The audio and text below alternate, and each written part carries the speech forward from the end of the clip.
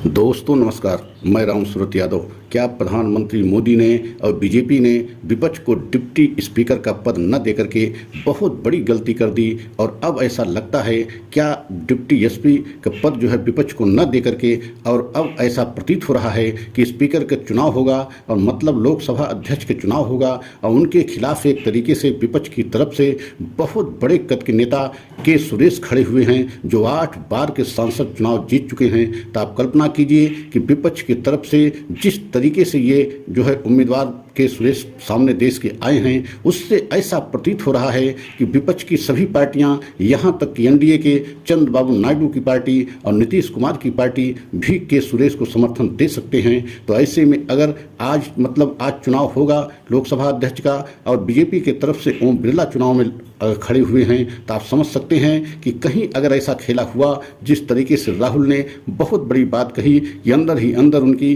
कई ऐसी पार्टियों से बात हुई है जो एक तरीके से एनडीए के घटक दल हैं, एनडीए के हिस्सा हैं, लेकिन वह जो है बीजेपी से बेहद नाराज हैं और खासकर स्पीकर के पद को लेकर के। तो कहीं ऐसे में जो है के सुरेश की तरफ जो समर्थन कुछ एनडीए घटक दलों ने किया, तो क्या जो है ओम बिरला आज जो है लोकसभा अध्यक्ष का पद जो है हार सकते हैं। अगर ऐसा हुआ तो बीजेपी के लिए बहुत बड़ी मुश्किल हो जाएगी। तो अगर आप हमारे चैनल पर पहली बार हैं तो लाइक सब्सक्राइब कर लें, वीडियो में अंत तक बने रहें। आज हम बताएंगे कि प्रधानमंत्री मोदी और बीजेपी ने बहुत बड़ी गलती कर दी, क्योंकि हमेशा ये परंपरा रही है कि स्पीकर का पद जो है सत्ता पक्ष के पास रहता है, लेकिन डिप्टी स्पीकर का पद हमेशा विपक्ष के पास दिया जाता रहा। लेकिन यह परंपरा भी मोदी सरकार ने पूरी तरीके से तोड़ दिया और स्पीकर पद तो अपने पास रखते ही, लेकिन डिप्टी स्पीकर के पद को भी विपक्ष को देने के लिए तैयार नहीं हुए। और यही कारण है कि विपक्ष के तरफ से के सुरेश को जो खड़ा किया गया है स्पीकर पद के लिए, तो आप समझ सकते हैं कि 8 बार उन्होंने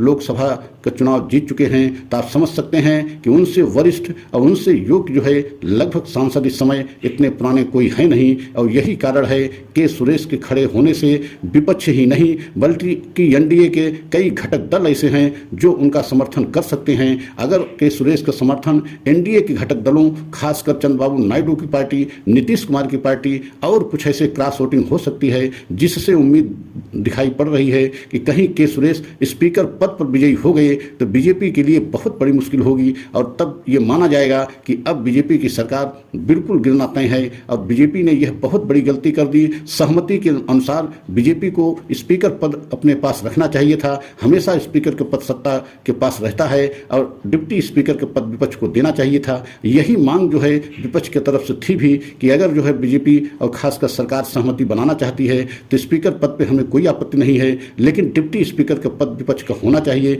लेकिन ये सहमति नहीं बन पाई और अंतोगत्वा जो है चुनाव की स्थिति आ गई। और 70 साल में पहली बार ऐसा हो रहा है जब लोकसभा अध्यक्ष का चुनाव हो रहा है। इसके पहले कभी चुनाव की स्थिति नहीं आई। हमेशा स्पीकर का पद सत्ता पक्ष के पास रहता था और डिप्टी स्पीकर का पद जो है विपक्ष को दिया जाता रहा। लेकिन यह भी परंपरा एक तरीके से प्रधानमंत्री मोदी सरकार ने तोड़ दिया। और आज देखने वाली बात होगी कि अगर कहीं स्पीकर को पद को लेकर के जिस तरीके से चुनाव होने जा रहा है, पहली बार चुनाव होने जा रहा है, और कहीं विपक्ष के जो सबसे बड़े नेता के सुरेश हैं, अगर उन्होंने स्पीकर पद पर अगर कहीं जीत दर्ज की तो आप समझ लीजिए कि बीजेपी की सरकार भी इसी सत्र में जा सकती है, क्योंकि तब समर्थन बीजेपी के पास 272 के आंकड़ा का नहीं रह जाएगा। और यही कारण है कि बीजेपी और खासकर प्रधानमंत्री मोदी ने स्पीकर पद को पर जो है सहमति न बना करके और डिप्टी स्पीकर पद विपक्ष को न दे करके बहुत बड़ी गलती कर दी। और आज अगर स्पीकर ओम बिरला अगर हारते हैं तो आप समझ सकते हैं कि बीजेपी की सरकार